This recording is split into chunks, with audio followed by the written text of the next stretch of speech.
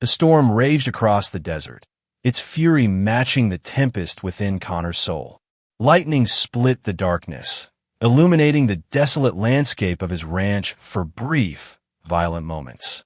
Wind howled through the cracks in his weathered farmhouse, bringing with it the scent of ozone and something else, something alien and dangerous that set his military-honed instincts on edge. Connor's rough hands gripped the whiskey glass tighter as thunder boomed overhead. His life had become as barren as the land he tended, a self-imposed exile from a world that had asked too much and given too little. The scars on his hands told stories of battles fought, both on foreign soil and within his own conscience. The ranch was his penance, a place where he could lose himself in the mindless work of survival. The pounding came without warning, fierce, desperate strikes against his door that echoed the thunder above. His combat reflexes kicked in, muscles tensing as he reached for the shotgun mounted above the fireplace. In one fluid motion born from years of training, he was moving toward the door, weapon ready, heart steady despite the adrenaline surge. "Open up." A voice, female and strained with pain, cut through the storm's cacophony. "I need shelter." Connor hesitated, his finger hovering over the trigger. Something about that voice, its otherworldly quality, the underlying desperation, made him pause. He approached the door cautiously, peering through the peephole. What he saw made his breath catch. The woman on his porch was like nothing he'd ever seen. Tall and statuesque, her skin held an ethereal silver-purple hue that seemed to shimmer even in the storm's darkness. Her clothes were torn to shreds, revealing glimpses of a muscular, yet feminine form. Blood, if that's what the luminescent blue fluid was, soaked through her clothing, mixing with mud and rain. She lifted her head, and Connor found himself staring into eyes that burned with an inner light, fierce and desperate. In her hand, she clutched a weapon that pulsed with blue energy, its design completely foreign to anything from Earth. Against every survival instinct screaming at him, Connor opened the door. The woman stumbled inside, her weapon immediately trained on him. "Don't interfere," she growled, her accent strange, yet somehow captivating. "I need shelter, nothing more." Connor raised his hands, keeping the shotgun pointed at the floor. "You're hurt." Observant, she spat, but her arm trembled with the effort of holding her weapon steady. Blood dripped onto his floor, creating luminescent puddles that seemed to pulse with their own light. "I can help," Connor said carefully, his eyes assessing her injuries. The wound on her arm was deep, the flesh torn as if by some savage claw. More blood seeped from her side, staining her remaining clothing. She laughed, a harsh sound that held no humor. "Help from a human." Her legs gave way suddenly, and she collapsed into his chair, her weapon clattering to the floor. Connor moved quickly, kicking the alien weapon aside and approaching her cautiously. Up close, her injuries were even worse than he'd thought. The wound on her arm went to the bone, and her shoulder bore deep gouges that still bled freely. "I need to stop the bleeding," he said, reaching for his medical kit. Years of battlefield medicine had taught him efficiency over gentleness. "Don't touch me," she snarled, but there was weakness in her voice now. Her strange eyes flickered, consciousness wavering. "Then you'll die on my floor," Connor replied bluntly. "Your choice." She glared at him, but when he approached with bandages and antiseptic, she didn't resist. Her skin was warm to the touch, almost feverish, and had a texture unlike anything human, smooth yet somehow resilient, like living metal. As he worked, she watched him with predatory intensity. "You're not afraid," she observed. "I've seen worse," Connor muttered, focusing on cleaning her wounds. The antiseptic made her hiss in pain, but she didn't pull away. "Military," she stated rather than asked. "I can smell it on you." Connor didn't respond, concentrating on stitching the worst of her injuries. His hands were steady despite the surreal situation. Outside, the storm intensified, wind shrieking like banshees around the farmhouse. "What's your name?" he asked, trying to distract her from the pain as he worked. She hesitated, then ground out Freya. "Connor." he replied. What are you running from, Freya? Her laugh was bitter. Everything. Nothing. Does it matter? Thunder crashed, and in the following silence, both heard it, a low humming sound that seemed to vibrate through the very air. Freya's body went rigid, her pupils dilating in fear. They found me, she whispered. Connor reached for his shotgun, but Freya grabbed his wrist with surprising strength. That won't help. They're not human. The humming grew louder, accompanied by strange clicking sounds that made Connor's teeth ache. Through the window, he caught glimpses of lights moving through the storm. Not the warm yellow of earthly vehicles, but cold blue orbs that defied the wind's fury. What do they want? Connor demanded. Freya struggled to her feet, swaying. Me, and what I carry. She touched her side, where Connor now noticed a small device embedded in her flesh, pulsing with the same blue light as her weapon. Data, she explained tersely. Plans for an invasion. Your world is one of many targets. Connor's mind raced. This was beyond anything he'd imagined, yet somehow it felt right, as if his entire life had been leading to this moment. We need to move, he said, grabbing supplies and shoving them into a pack. I have a truck out back. Freya shook her head. They'll track us. Better than sitting here waiting to die. She studied him for a moment, then nodded. You're either very brave or very foolish. Probably both, Connor admitted, helping her toward the back door. The night exploded with light and sound as they emerged into the storm. Energy beams sizzled through the rain, leaving trails of steam. Connor half-carried Freya to his truck, its aged frame suddenly seeming pathetically inadequate against the threat they faced. Drive, Freya commanded as they tumbled into the cab. Connor didn't need to be told twice. The engine roared to life, and they lurched forward into the tempest. Behind them, the farmhouse erupted in blue flames as energy weapons found their mark.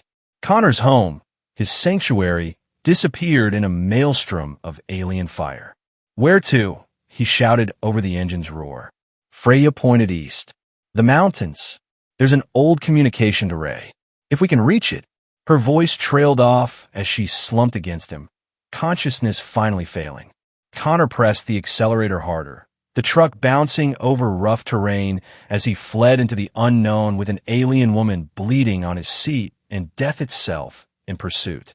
The storm seemed to follow them, as if nature itself was complicit in their flight. Lightning revealed glimpses of their pursuers, sleek craft that moved with impossible grace, defying both gravity and logic. Connor pushed the truck to its limits, using every trick he'd learned in combat zones to evade the hunters. Hours passed in a blur of rain, mud, and terror. When Freya stirred, the first hints of dawn were painting the eastern sky in shades of violet and gold. Still alive, she murmured, sounding surprised. Disappointed? Connor asked, not taking his eyes off the treacherous mountain road. She shifted, wincing. Impressed. Most humans would have abandoned me by now. I'm not most humans. Freya studied his profile in the growing light. No, you're not. There was something new in her voice, respect, perhaps, or curiosity. They reached the communications array as the sun crested the mountains. It was a relic from the Cold War, abandoned and forgotten, its massive dishes pointing skyward like metal flowers seeking an absent sun. Connor helped Freya from the truck, supporting her weight as they approached the facility. The storm had finally broken, leaving the air clean and sharp with the scent of sage and rain. Can you make it work? Connor asked, eyeing the ancient equipment skeptically. Freya limped to a control panel, her fingers dancing over corroded buttons. With modifications, yes, but it will take time we may not have. As if summoned by her words, the distant hum of pursuit craft reached their ears. Connor checked his weapons, the shotgun, a hunting rifle, and the pistol he always carried. Pitiful against alien technology, but they were all he had. How long, he asked. Hours, Freya replied, already working to splice alien technology into human systems. You'll have to hold them off. Connor nodded grimly. I've held worse positions with less. The first attack came as the sun reached its zenith. Energy beams scorched the earth around them as Connor returned fire from behind rusted equipment. His bullets seemed to have little effect on the sleek drones that darted through the air like metallic wasps. Freya worked feverishly, her silver-purple skin gleaming with sweat. The device in her side pulsed faster, as if sensing the urgency of their situation. "Talk to me," Connor called between shots. "Why are you doing this? Betraying your own kind?" Freya's hands never stopped moving as she answered. "They're not my kind. Not anymore." Her voice held a weight of sorrow that transcended species. "I was their weapon, their tool for conquest. I've seen what they do to worlds like yours." A drone exploded as Connor's shot found some critical component. He ducked as debris rained down. "And you had a change of heart?" "I found something they'd stripped from me," Freya replied. "Conscience. Empathy. The very things that make a being more than just a weapon." The attacks intensified as afternoon wore into evening. Connor's ammunition dwindled, and still Freya worked. He could see the toll it was taking on her, the way she swayed, the blue blood seeping through her bandages. During a lull in the fighting, Connor approached her. "You need to rest." "No time," she gasped, but allowed him to steady her. Their eyes met, and something electric passed between them. Recognition, perhaps, of kindred spirits forged in the crucible of violence and redemption. "Stop talking," Freya whispered suddenly, her hand reaching up to touch his face. "Use your mouth for something else." The kiss was fierce and desperate, born of adrenaline and the very real possibility that they might not survive the night. Her lips were surprisingly soft, tasting of something exotic and intoxicating. Connor responded with equal passion, his hands tangling in her hair, careful of her injuries.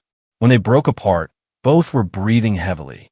Freya's eyes glowed brighter, and for a moment, Connor saw vulnerability beneath her warrior's facade. "That was unexpected," he managed. She smiled, the first genuine smile he'd seen from her. Humans aren't the only ones who seek comfort in dark times. The moment shattered as alarms blared. Freya turned back to her work with renewed urgency. "They're coming in force now." The commander himself. "Commander?" Connor checked his remaining ammunition, dangerously low. "Velker." Freya spat the name like a curse. "My former mentor. He trained me, shaped me into the perfect weapon." Her fingers flew over the controls. "He won't stop until he has me back, or dead."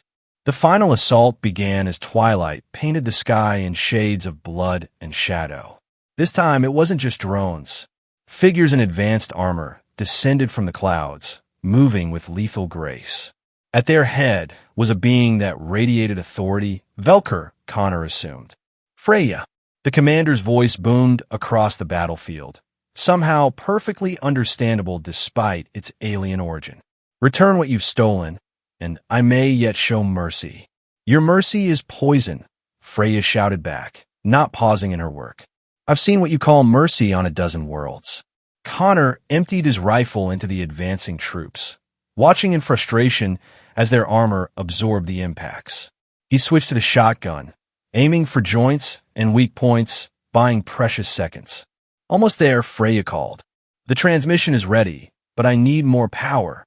"How much more?" "Everything this facility has." She looked at him, her expression grave. "It may overload. Explode." Connor understood. "Do it."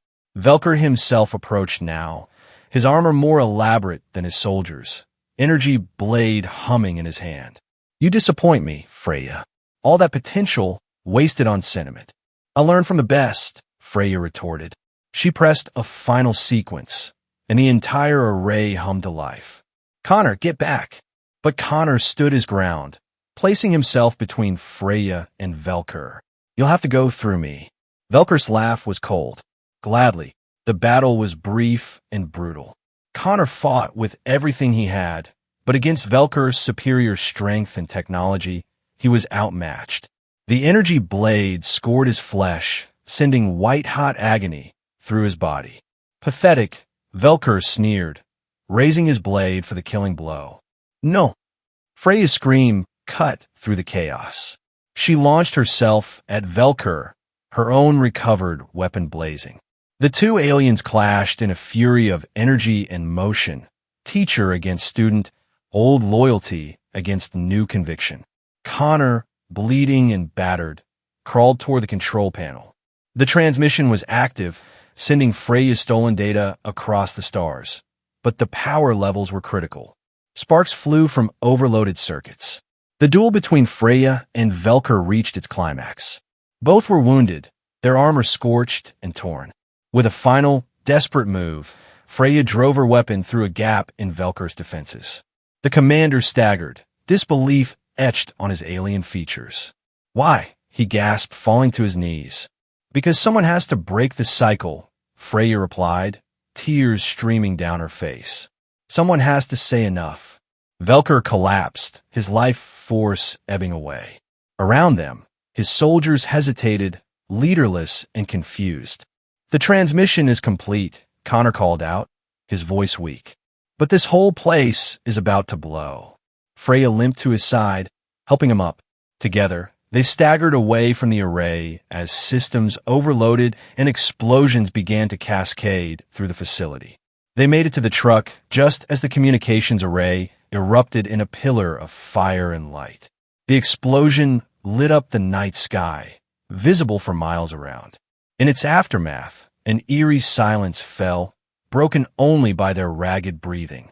"It's done," Freya said softly. "The truth is out there now. My people, the resistance, they'll know what to do with it." Connor leaned against the truck, exhausted and in pain. "What now?" Freya looked at him, her alien eyes soft within. Emotion that transcended species. "Now we run." Velker was just one commander. There will be others. Together, Connor asked, surprising himself with how much the answer mattered. She smiled, reaching out to touch his face again.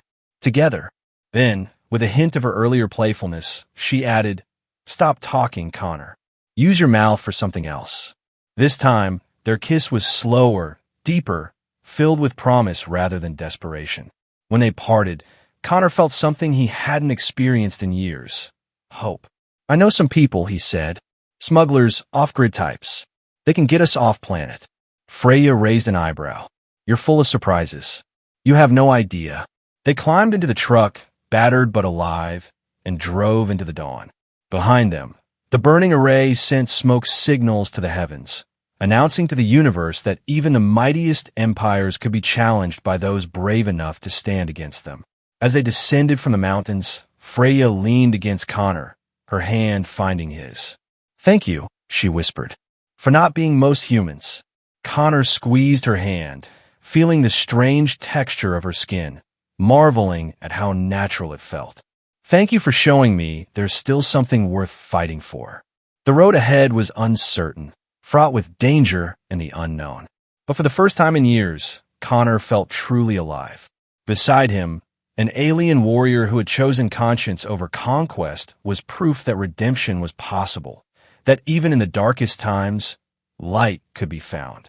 Days later, at a hidden spaceport, they boarded a smuggler's ship bound for the outer colonies. As Earth receded in the view screen, Freya turned to Connor. "Are you sure about this? Leaving your world behind?" Connor pulled her close, breathing in her alien scent that had become familiar and comforting. "My world was a prison of my own making. You freed me from it." She tilted her head up, eyes glowing with emotion. "Stop talking," she murmured, smiling. "Or maybe, keep talking. This time I don't mind." Their laughter mingled as the ship jumped to hyperspace, carrying them toward a future neither could have imagined. Behind them, the data Freya had transmitted was already spreading through the galaxy, sparking rebellions on a dozen worlds. The empire that had seemed invincible was beginning to crumble, all because one warrior had chosen love over duty and one broken soldier had found the courage to believe again. In the vast expanse of space, two unlikely souls had found each other, proving that sometimes the greatest adventures begin with a knock on the door during a storm, and the most profound connections transcend the boundaries of worlds. The stars stretched endlessly before them, full of danger and possibility. Whatever challenges lay ahead, they would face them together, human and alien, soldier and warrior, two hearts beating as one in the infinite dark. And sometimes in the quiet moments between battles, Freya would still whisper, "Stop talking. Use your mouth for something else." A private joke that never failed to make them both smile, a reminder of how far they'd come from that stormy night when fate had brought them together. Their story was just beginning, written in stardust and courage, a testament to the power of choice and the enduring strength of love that knows no boundaries, not of species, not of worlds, not of anything the universe could throw at them.